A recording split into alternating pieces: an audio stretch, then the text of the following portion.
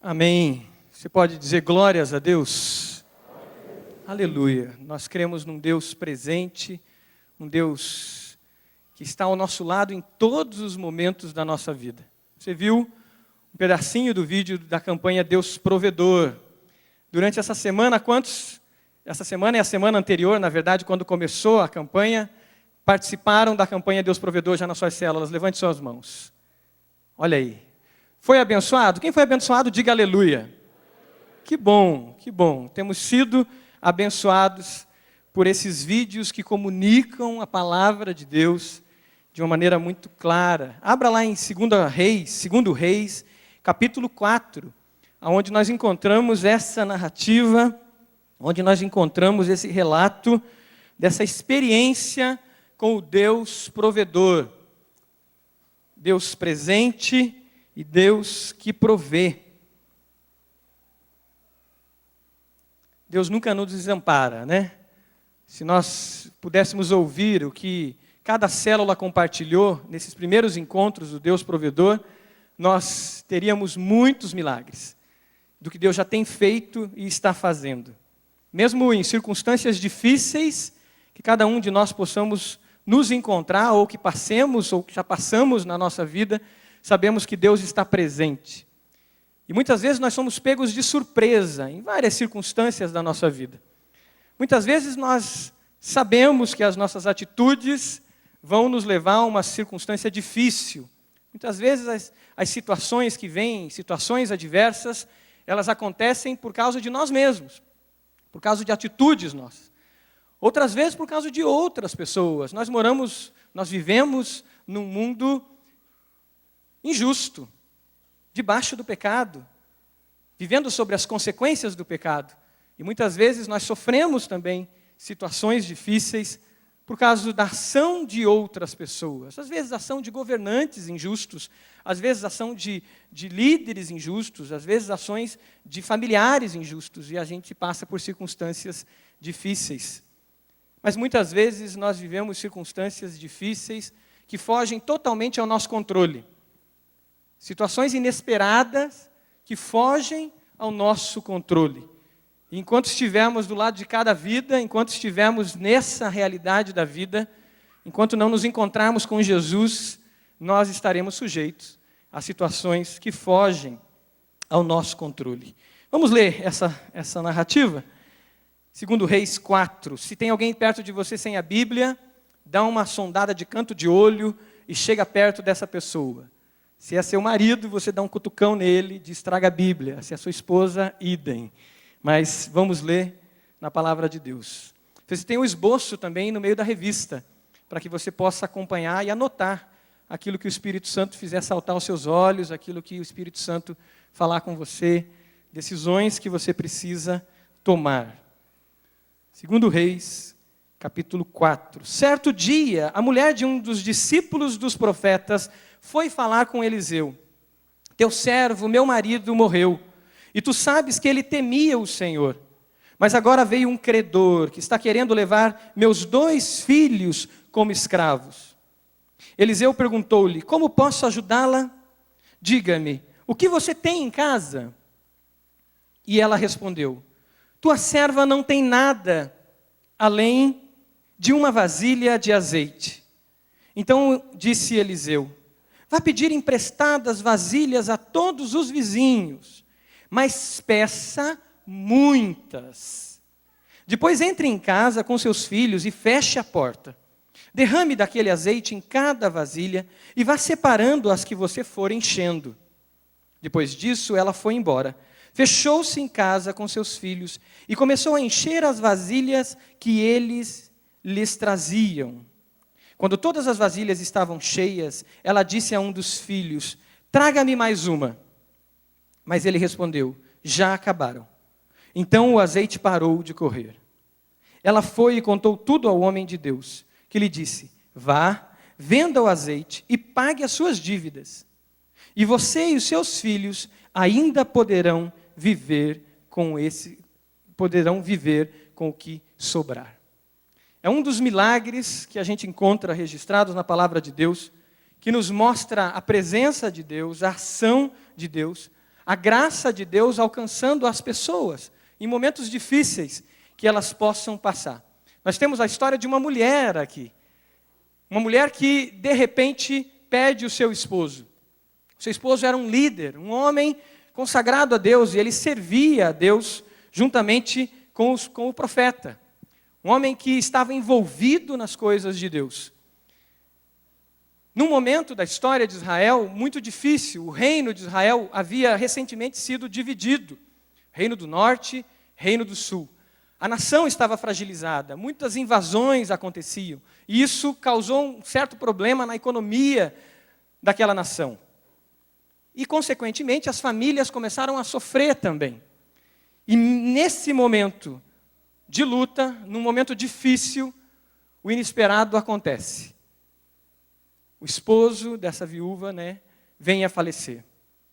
E ela fica sozinha, sem condições de sanar algumas dívidas que eles tinham na família deles. Essa mulher toma uma decisão certa. Ela vai ao encontro do homem de Deus, ela vai ao encontro de pessoas justas, e ela compartilha o seu momento de sofrimento. E ela compartilha as suas dores. Versículo 1 fala que ela procura o profeta e diz: teu servo, meu marido, morreu. Em outras traduções diz: o teu discípulo morreu. Um dos discípulos do profeta. Essa palavra discípulo não existe exatamente no Antigo Testamento. Outras traduções usam ela para deixar mais claro qual era a função desse homem. Mas era um servo, alguém que aprendia com Eliseu, mas ele aprendia numa condição de servo. Os discípulos, naquele momento, eles eram servos dos seus mestres. E eles estavam ali para servir em todos os detalhes que fosse necessário na vida do seu mestre. Era um homem de Deus, um homem temente a Deus. Eu acho que uma das perguntas que surgem em momentos assim é por que pessoas boas muitas vezes sofrem? Por que famílias que estão fazendo a vontade de Deus muitas vezes passam por circunstâncias difíceis? São perguntas que nós mesmos fazemos em momentos adversos na nossa vida, em momentos difíceis. Todos nós fazemos. Até uma criança faz esse questionamento, um adolescente, um jovem, um adulto. São questionamentos que passam por nós. Talvez essa viúva tivesse feito esse questionamento, embora isso não apareça no texto. Mas é possível que isso tenha acontecido. Quando ela chega diante do profeta, ela diz: ele era um dos seus servos. E tu sabes que ele temia ao Senhor. Esse homem tinha deixado um legado de um homem temente a Deus. De um homem que buscava a presença de Deus. De um homem que temia ao Senhor e reverenciava ao Senhor. Mas quando a gente fala sobre o inesperado acontecer na nossa vida, a gente tem que falar também sobre provisionamento, sobre prevenção. E como nós estamos sujeitos a isso. Mas como nós nos esquecemos disso muitas vezes. O profeta Eliseu não julga o porquê que esse homem estava ou tinha deixado a sua família com dívidas. E não vem o texto isso. Mas a nós, à luz de toda a palavra de Deus, nós podemos pensar nisso também. Estamos preparados para a adversidade? Estamos nos precavendo, sendo preventivos para momentos difíceis? A palavra de Deus diz que aquele que deve é escravo do seu credor. Quem fez o curso CRAU ouviu isso muitas vezes. Finanças à luz da Bíblia, aquele curso que nós temos aqui na igreja. E como é difícil, famílias que se encontram em situações que não têm solução, porque muitas vezes não teve prevenção, não foi pensado em prevenir. Os riscos são grandes quando nós não prevenimos, ou não nos prevenimos de situações difíceis. Nesse caso dessa mulher, os 2 filhos poderiam se tornar escravos. E isso era legalmente aceito, não era uma situação de opressão daqueles cobradores, daqueles credores, mas era algo que a lei, naquele momento, nas circunstâncias daquela sociedade, aceitava que acontecesse. Os filhos daquela viúva poderiam se tornar escravos. Toda a esperança que ela tinha de futuro, todo o amor dela dedicado aos seus filhos, poderia sofrer uma interrupção muito grande por causa daquelas dívidas. Em Provérbios capítulo 6, versículo 6 em diante, nos ensina algo muito interessante sobre provisionar, sobre sermos preventivos. Lá dá um exemplo da formiga, que trabalha durante o verão, para que ela possa se precaver no momento da adversidade, no momento do inverno. São conselhos que a gente vai encontrar por toda a palavra de Deus, nos ensinando a nos cuidar, a nos preparar, a proteger a nossa família de situações difíceis. Eu acho que de início, nessa meditação, e o que ficou para mim muito claro quando eu meditava nesse texto, o que fica para nós é: estamos preparados para uma surpresa negativa que possa existir na nossa vida? Nós, homens, estamos sendo prevenidos e prevenindo a nossa família para situações adversas que possam surgir? Essa semana eu fiz 40 anos de idade, né? Domingo passado. E 40 é muito significativo, a gente pensa muito. Eu acho que falavam isso para mim, eu não dava muita bola. Mas depois que chegou aos 40, eu acho que a coisa de fato aconteceu. E muitas coisas começam a passar. E aí? Né? Aquela sensação de super-homem lá com os seus 25, com os seus 23, com os 19, com os 15 anos de idade, ela passa. E você começa a descobrir que a vida é mais frágil. E que você não pode fazer tudo. Você começa a ver que Deus está levando pessoas perto de você. Quando a gente tem 15 anos de idade, você é adolescente, você é jovem, a gente tem uma sensação de que nada vai acontecer com a gente. A gente percebe momentos de dores, momentos de luta. E a gente começa a amadurecer, e a gente começa a pensar: estou cuidando bem da minha família? Essa é uma pergunta muito séria para nós, líderes espirituais. Líderes, você é líder de célula, você é líder de ministério, discipuladores de tantas pessoas como os nossos coordenadores de célula, que têm uma responsabilidade tão grande de discipular tantas pessoas, os seus supervisores que precisam acompanhar, supervisores de célula que têm responsabilidades grandes com tantas pessoas debaixo da sua liderança, células que ele precisa orar, interceder, discipular os seus líderes de célula. Nós, pastores, que hoje falamos das esposas de pastores, nós estamos cuidando da nossa família? Esse era um homem de Deus, e não estamos julgando a posição dele, mas faz-nos pensar que homens de Deus, líderes espirituais, muitas vezes podem negligenciar a sua família. E tudo isso pode estar escondido num ativismo ligado à sua fé. A sua fé. Ontem eu recebi a ligação de um dos discípulos, um dos líderes, que acompanha várias pessoas. Ele acompanha 3 células, uma responsabilidade muito grande. E ele dizia: pastor, aquele ministério que o senhor me passou, eu não vou poder assumir. Lembra que a gente conversou das prioridades? Eu falei: lembro. Então, aquele ministério, eu conversei com a minha esposa, eu conversei com a minha família, aquele em específico eu não vou poder. E aí nós recapitulamos por telefone as prioridades. Família, prioridade. Segunda prioridade, os discípulos que Deus deu para eles. São 3 casais de discípulos. Filhos espirituais também, que ele precisa acompanhar. Pessoas. O pastor Roberto tem dito, os pastores têm dito nesse púlpito, prioridade nessa igreja são as pessoas.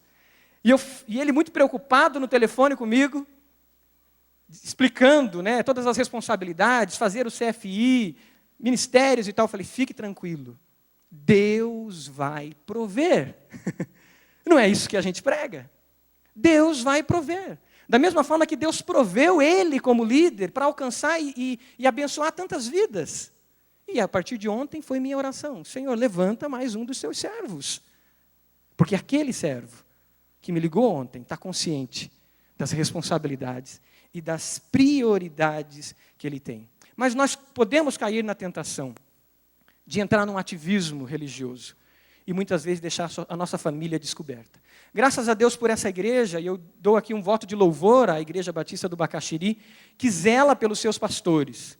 Quando eu cheguei aqui na igreja, 2 irmãos, que não são líderes no sentido eclesiástico, mas eram líderes da igreja, chegaram para mim e disseram: pastor, o senhor precisa ter uma casa própria. Pastor, o senhor precisa fazer uma previdência privada.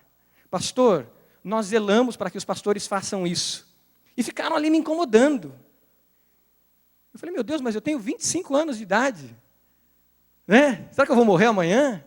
Mas eles estavam zelando dos seus pastores. Sabe o que acontece? Muitas vezes nós encontramos pastores com idade avançada, sofrendo, porque não foram previdentes. Não cuidaram disso.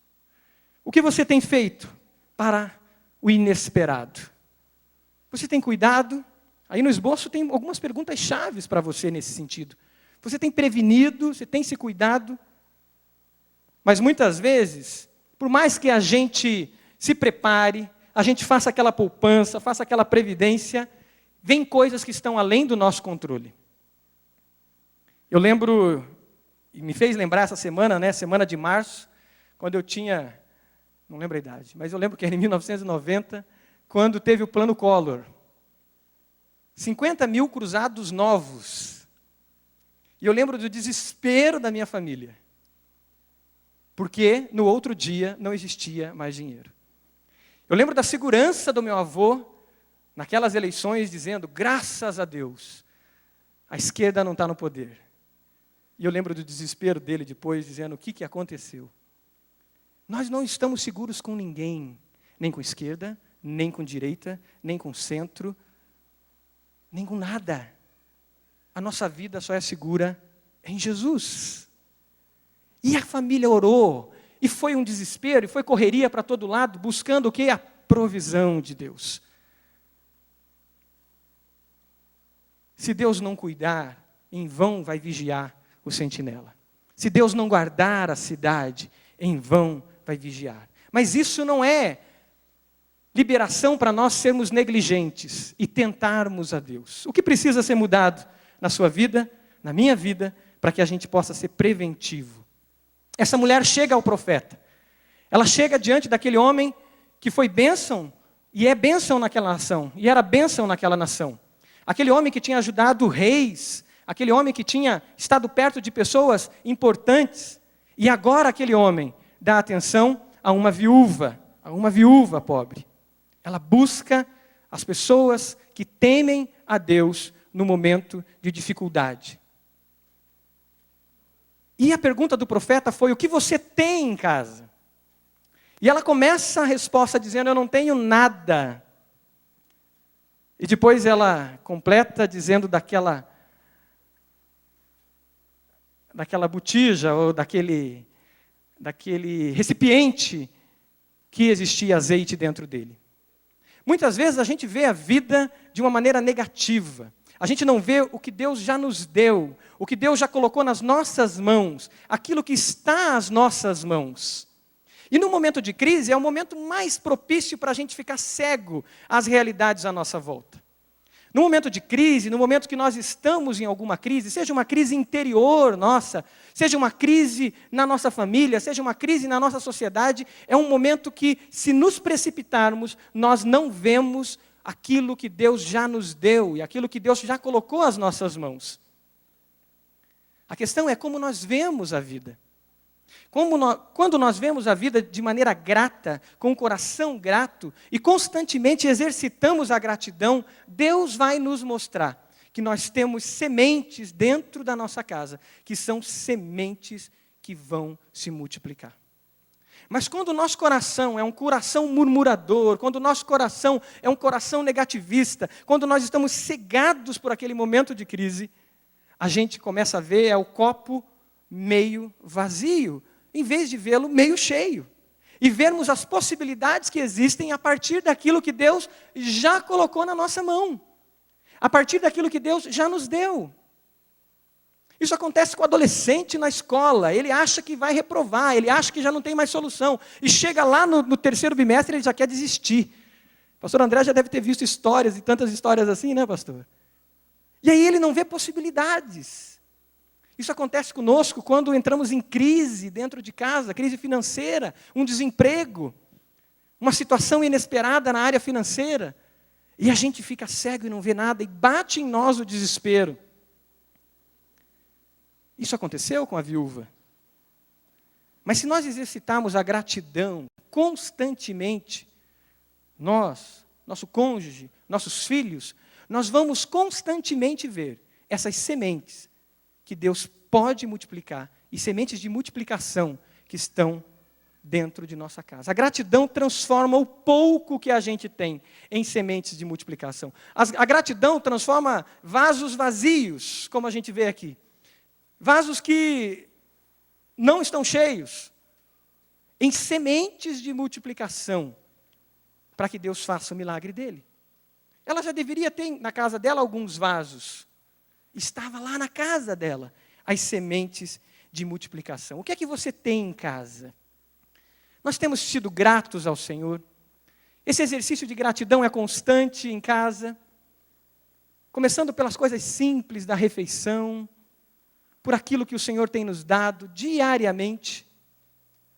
Ou isso virou algo mecânico, algo sem vida?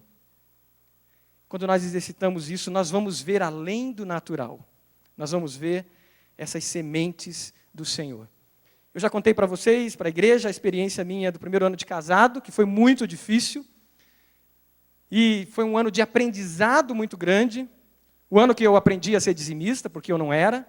E aí Deus usou a minha esposa para me ensinar a ser dizimista. O ano que eu dizia para ela, não dá para ser dizimista, porque não tem nada para ser dizimista, como que você é dizimista de dívidas? Né?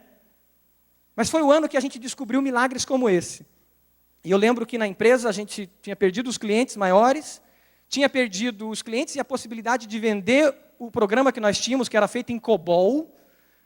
Né? Nós tínhamos ganhado muito dinheiro em 98, 99 com o bug do milênio, e o dinheiro tinha entrado numa bolsa sem fundo na minha vida. Então, em vez de casar com esse dinheiro, eu casei sem ele. E aí a esposa que assumiu ainda as dívidas. Mas graças a Deus pela sabedoria dela, e disse, nós vamos ser dizimistas mesmo sem ter. E aí um dia na empresa, a gente tentando descobrir o que acontecia, nós descobrimos que nós tínhamos um softwarezinho, feito em Visual Basic, né? Eu estou falando porque os caras da informática sabem o que eu estou falando. E que a gente não dava valor para ele.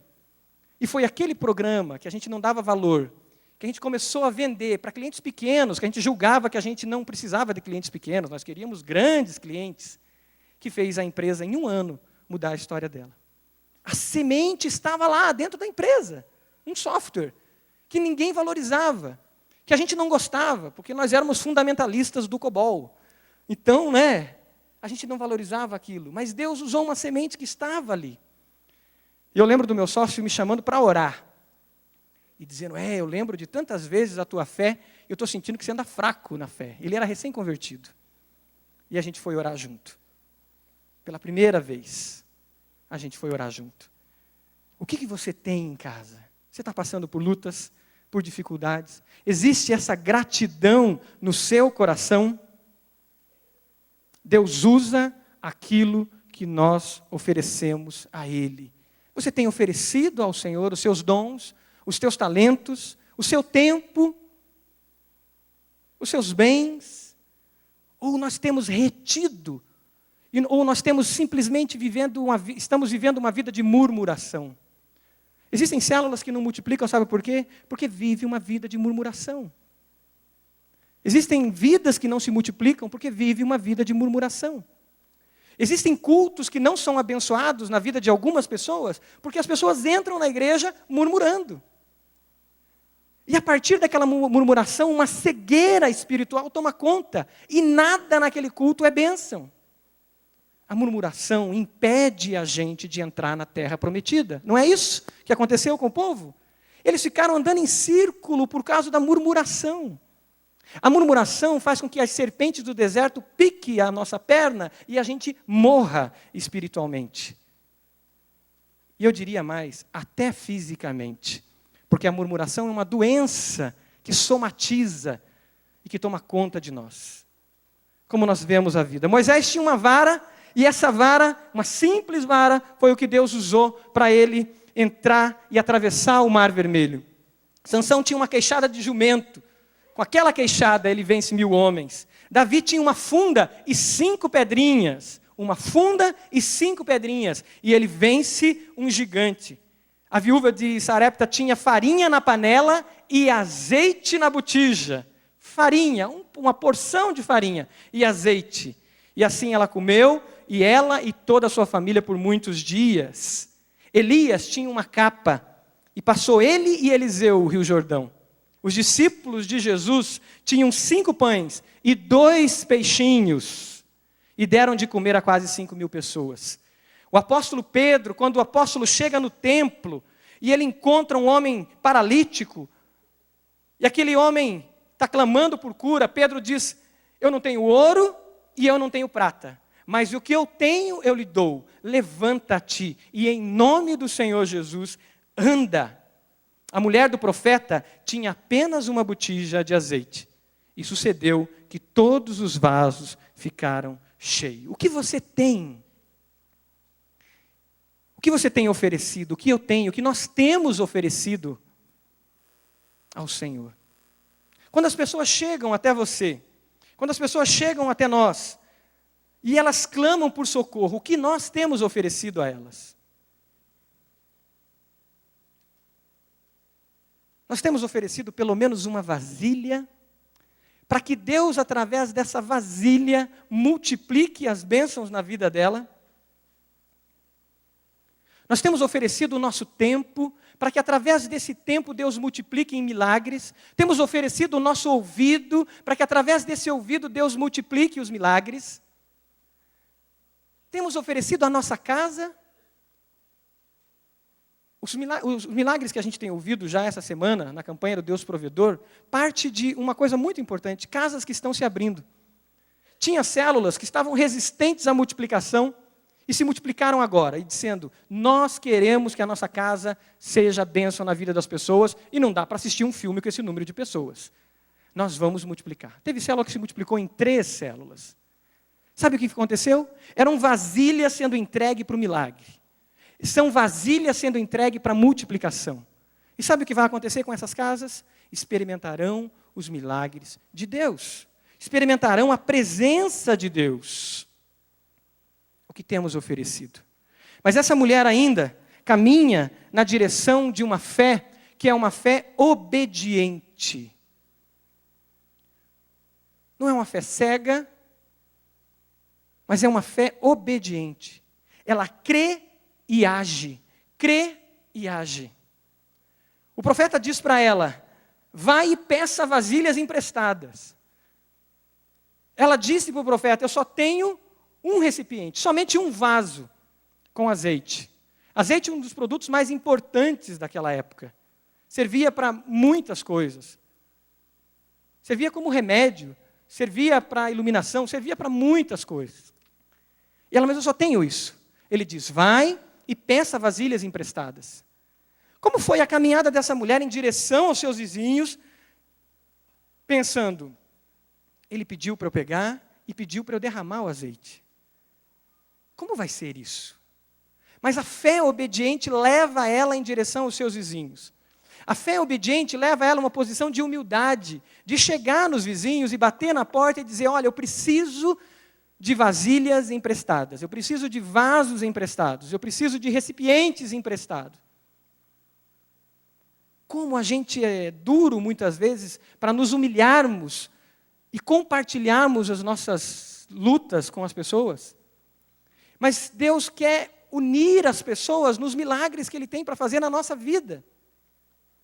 É por isso que Jesus deixa a igreja, para que a gente possa aprender a viver em comunidade. E vivendo em comunidade, nós experimentemos em comunidade os milagres dEle. Em família, os milagres dEle. E Jesus coloca ela em direção aos outros, e Eliseu coloca ela em direção aos outros, e Deus move ela em direção às outras pessoas, para que em direção às outras pessoas, ela se humilhando, ela em humildade pedisse algo emprestado, aquelas outras pessoas fizessem parte do milagre de Deus, fossem também cooperadoras de Deus nos milagres, ou no milagre que Deus estava fazendo. É difícil muitas vezes baixar o padrão de vida, não é? É difícil pegar a caneta e dizer o que eu vou cortar do meu orçamento? Qual é o colégio que talvez meu filho vai ter que estudar? Qual é o carro que eu vou ter que ter? Ou talvez não ter? Eu lembro de chegar nos clientes a pé com o sapato sujo. Lembro da Romanha, aqui perto. E eu na frente da Romanha, parado, orando e dizendo, Deus, tem misericórdia, faz um milagre. Porque chegar para conversar com o César, que é o dono da Romanha, com o sapato sujo, é muito ruim, é muito feio. Isso queima a imagem da empresa. E eu procurando um canto para esfregar o pé. Mas o Deus de milagres estava ali trabalhando na semeadura daquilo que parecia pequeno, para que aquilo se multiplicasse. E nós vamos ter que baixar o padrão de vida. E muitas vezes vamos ter que andar de ônibus mesmo. Ir do Ecoville, do Moçunguê, até Pinhais de ônibus é uma caminhada e tanto. É refazer a agenda.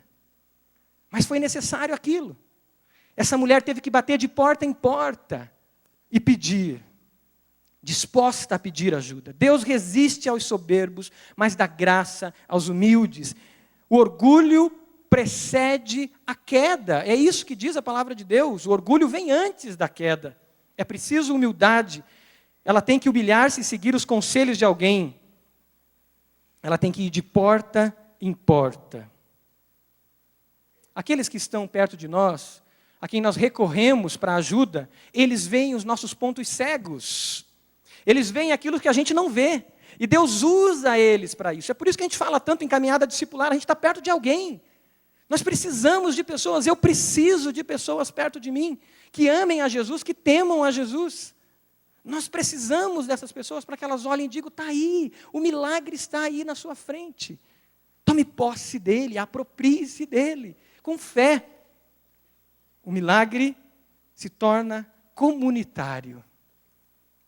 A igreja de Jesus participa dele. As pessoas à minha volta participam dele. E tudo que tenho se torna semente de multiplicação. Semente de bênção.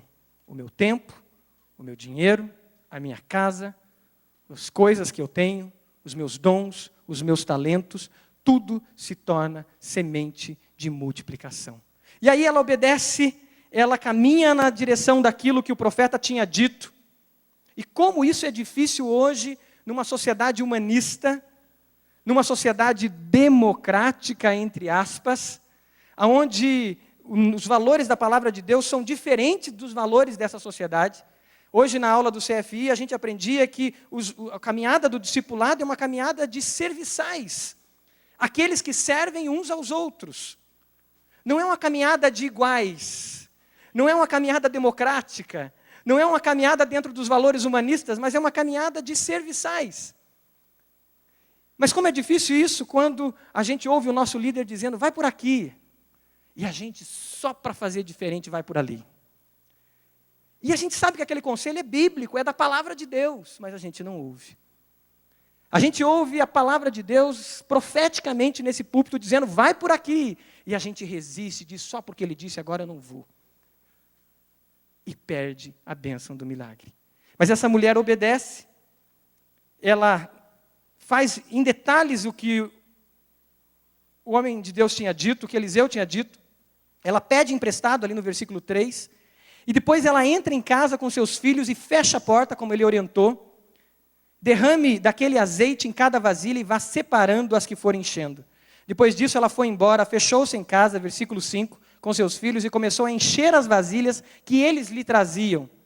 Quando todas as vasilhas estavam cheias, ela disse a um dos filhos, traga-me mais uma. Mas ele respondeu, já acabaram, então o azeite parou de correr. Você imaginou ela derramando azeite em cada vasilha dessa? Esse milagre me faz lembrar aquele milagre de Jesus, da transformação de água em vinho.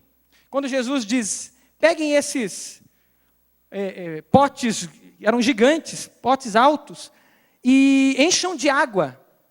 Você já imaginou os serviçais enchendo aqueles potes de água? Mas eles obedeceram à ordem de Jesus e eles enchiam. Eu imagino ela enchendo, os filhos dela olhando aquilo, a família participando daquele milagre. É isso que acontece quando a gente obedece ao Senhor. A gente vai caminhando e dizendo, Deus, o que eu vou fazer é irracional. Deus, o que eu vou fazer não tem lógica. Deus, o que eu vou fazer está fora da lógica humana. Mas a gente vai em direção ao milagre. E a família dela é incluída no milagre. Muitas vezes nós não incluímos a nossa família. Muitas vezes nós homens não incluímos a nossa família. Por orgulho.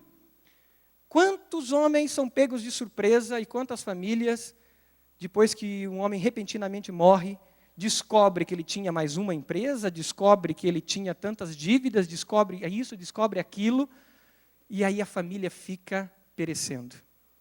Porque ele nunca compartilhou, ele nunca inseriu, ele nunca ensinou a família a viver no momento da adversidade. A família precisa participar dos tempos de lutas e dos tempos de milagres.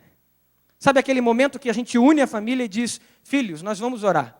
Filho, nós vamos mudar o estilo de vida. Filho, nós vamos ter mudanças aqui. Filho, aquela roupa de marca já não vai acontecer mais. Filho, aquela passeada pelo shopping vai mudar. Filho, nós vamos ter que trabalhar juntos. Eu lembro de famílias se unindo para fazer sacos de estopa. Acompanhei situações assim, porque toda a família se uniu no momento da crise para semear o que eles tinham, que era alguém que sabia costurar, e filhos que sabiam colocar os sacos para fazer panos para limpar a mão de mecânico, coisas assim. Família unida, experimentando o milagre. Nossos filhos precisam ser inseridos, ensinados a viver as demandas. É claro que nós não vamos tocar horror na cabeça das crianças, né? E colocar medo e pânico, mas com sabedoria nós vamos trabalhá-los a crescerem, a terem independência, a saberem dar os seus próprios passos, a saberem vencer momentos de adversidades. Porque senão esses filhos, quando casarem, na primeira crise o casamento não vai durar, porque ele não sabe buscar, porque não foi ensinado. Porque papai e mamãe deram tudo na boquinha do bebê, até os seus 29 anos de idade. 30 anos de idade. 33 anos de idade. Adolescentes paparicados pela mamãe. Um crime social, deveria ter lei para isso. Mas existe. A família participou do milagre, todos se envolveram. E agora a fé dessa mulher é vivida na sua integralidade, porque o milagre acabou quando? Quando é que acabou o milagre? Quando acabou os vasos. Talvez ela até se perguntou, será que eu não deveria ter batido em mais portas? Pode ser. Puxa vida, e agora? Mas ela era grata ao Senhor, tanto é que ela volta ao profeta, e ela expõe o que aconteceu, existia espírito de gratidão, mas o milagre é do tamanho da nossa fé, do quanto nós caminhamos em obediência àquilo que Deus nos manda fazer, o quanto nós perseveramos. O caminho da salvação não é esse? O caminho da perseverança, Hebreus fala o tempo todo disso. Aqueles que perseverarem, aqueles que perseveram no caminho. E ainda o texto de Hebreus diz, nós não somos daqueles que retrocedem, mas nós somos daqueles que perseveram. Se você não tem perseverado, a palavra de Deus para você é persevere. Não deixe, não titubeie, não fique em dúvida. Adolescente, lá no final do ano, jovem, se a coisa vai complicar, não desista, vai até o final. Talvez é uma palavra para você que vai chegar no final do ano assim. E você vai dizer, eu vou até o último segundo, vou perseverar. E o milagre de Deus vai acontecer. Temos perseverado, temos inserido a nossa família para fazer parte do milagre de Deus. Ela recebeu além do que ela tinha pedido. Ela recebeu além do que ela tinha pedido. Ela conseguiu pagar as suas dívidas. O texto da palavra diz. E depois o profeta diz, e você e seus filhos ainda poderão viver com o que sobrar. Provavelmente era muito dinheiro, porque azeite era muito caro, muito caro. Não sabemos quanto tempo eles viveram, mas sabemos que eles poderiam viver com o que sobrar. Deus fez além, abundantemente mais do que aquilo que pedimos e pensamos. Esse é o nosso Deus, esse é o Deus provedor, o Deus que nós cremos. Muito mais do que pedimos e pensamos. A bênção do Senhor é uma bênção duradoura. É uma bênção que não é somente para esse momento da nossa vida, mas ela flui para a eternidade nossa. Por isso nós não somos daqueles que correm atrás de coisas materiais. É por isso que o apóstolo diz, se nós pensarmos para essa vida, ou pensarmos em Jesus, ou pensarmos na salvação, somente para essa vida, nós somos dos mais miseráveis, ou das mais miseráveis das pessoas. Quando o apóstolo Paulo fala sobre a ressurreição, ele diz, mas nós cremos na ressurreição e nós cremos na vida eterna. E a bênção para o discípulo de Jesus é uma bênção perene, é um azeite, é uma multiplicação, que o efeito dela não é somente agora, é um efeito no coração, é um efeito na transformação do caráter, a imagem de Jesus, é um efeito na transformação do nosso relacionamento com as pessoas que estão à volta, é um efeito no nosso relacionamento com os nossos pastores, é um efeito no relacionamento com os nossos cônjuges, é um efeito no relacionamento com o nosso filho, que fica para a vida eterna. Por isso nós não transformamos esse culto em promessas e promessas e promessas de coisas.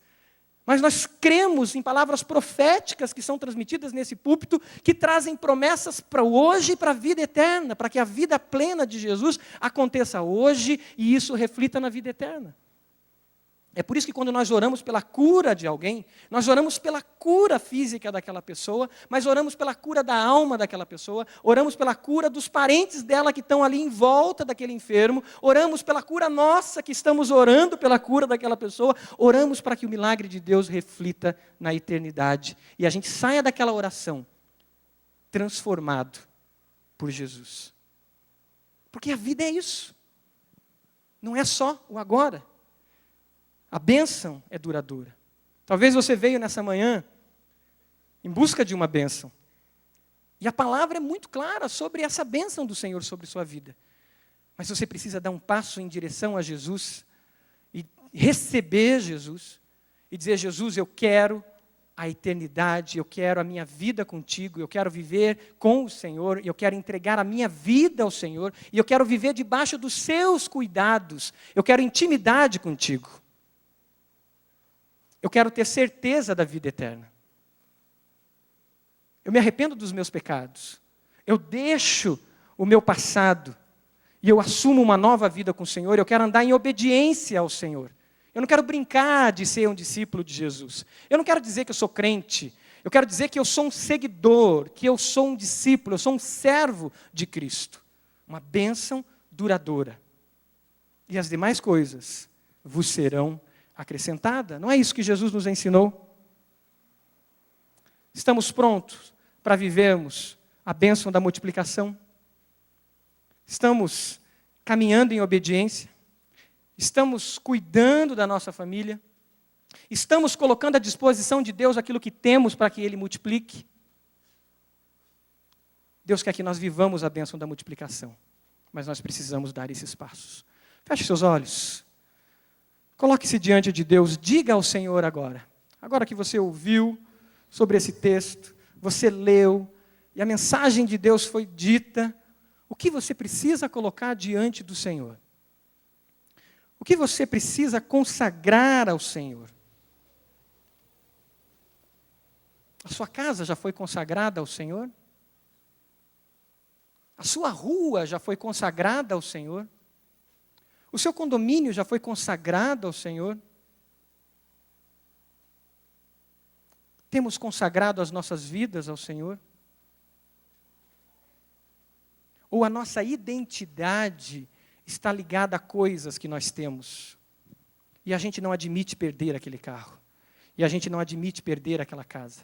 E a gente não admite mudar o padrão de vida. Porque a nossa identidade vincula-se a coisas e não aquilo que Deus faz de nós como discípulos de Jesus. Quem é você? Quem sou eu? Aonde está firmada a sua vida, a sua identidade?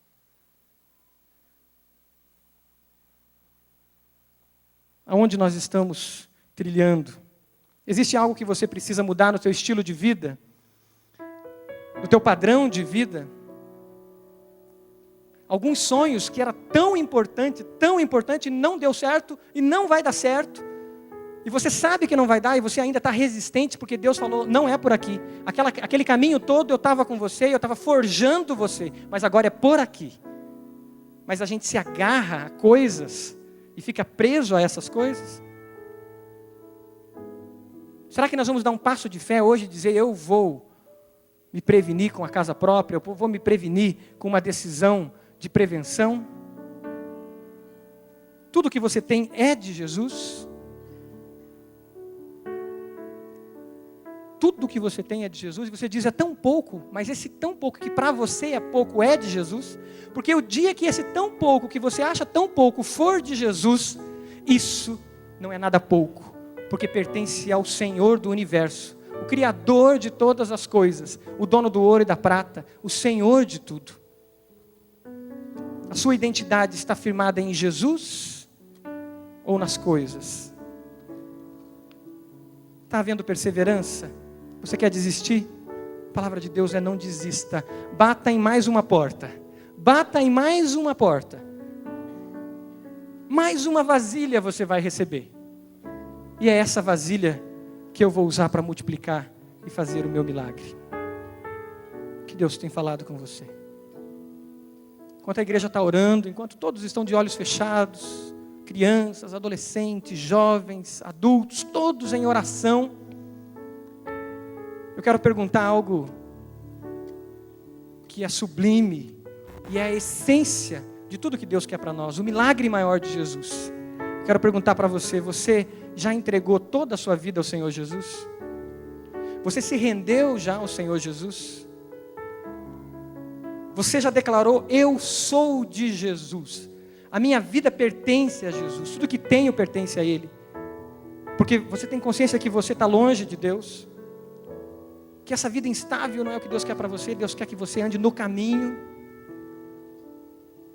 Arrependa-se, confesse aquilo que precisa confessar diante de Jesus, e diga agora onde você está, eu te recebo, Jesus, eu creio que o Senhor morreu na cruz por mim, recebeu os meus pecados, e eu quero te seguir. Diga isso agora. Eu creio que o Senhor ressuscitou, e que o Senhor vai voltar, e quando o Senhor voltar, eu quero me encontrar contigo. Eu quero ter vida eterna, eu quero ter segurança, que se eu for agora, se eu morrer agora, eu vou contigo. Eu quero ter segurança de que tudo que passar pelas minhas mãos vai ser abençoado e vai ser consagrado. Você quer dar esse passo de entregar a sua vida a Jesus? Levante uma das suas mãos dizendo, eu recebo Jesus na minha vida. Amém. Em nome de Jesus, aquele jovem senhor ali. Amém. Mais alguém? Levante uma das suas mãos dizendo, eu recebo Jesus na minha vida como meu Senhor e Salvador. Eu quero vida nova em Jesus. Amém. Lá atrás, aquela criança. Deus abençoe. Amém. Aquele jovem senhor ali atrás. Deus abençoe em nome do Senhor Jesus. Mais alguém? Levante uma das suas mãos. Declarando, eu dou um passo de fé em obediência, crendo que Jesus é o único Salvador, eu me rendo a Ele, eu me entrego a Ele. Levante uma das suas mãos, dizendo, eu recebo a Jesus. Amém. Amém. Glória a Deus. Nós vamos cantar essa música. Enquanto nós cantamos essa música, deixa o Espírito Santo falar um pouco mais com você. E eu quero te convidar, você que aceitou a Jesus, a vir aqui à frente. Fique de pé, igreja, coloque-se de pé. Quero te convidar a dar esse passo de fé, dizendo, eu quero me unir a essa igreja, eu quero ser acompanhado, eu quero receber da palavra de Deus, eu quero receber mais de Jesus, eu quero ser ministrado. Eu quero te convidar a vir aqui à frente para nós fazermos a última oração juntos. Os pastores estão aqui na frente, venha. E você que está longe dos caminhos do Senhor e entende que você precisa se render totalmente a Ele, venha à frente. Você que está passando por luta, dificuldade e tem tido dificuldade em perseverar, venha à frente. Dobre os seus joelhos e nós vamos orar todos juntos pelo milagre do Senhor.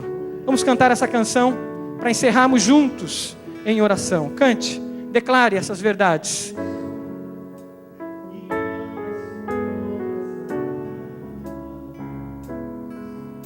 Pode vir, dê esse passo de fé, consagre sua vida ao Senhor.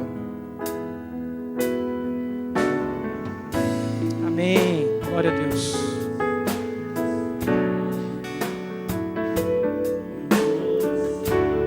Glória a Deus. Pode vir.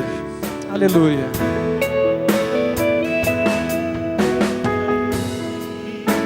Que cura as doenças e o corpo e a alma pode restaurar. O seu nome é Jesus, o Filho de Deus, morreu na cruz em meu lugar, mas a morte venceu e ressuscitou. Igual ao meu Deus não há.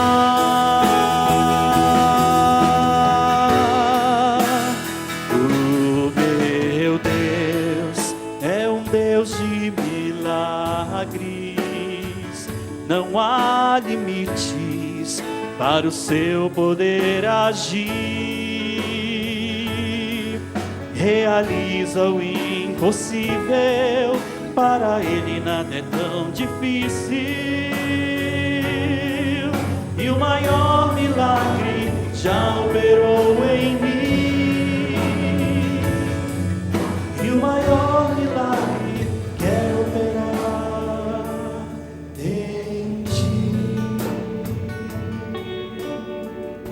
Você crê que nós cantamos? Diga amém. Eu creio.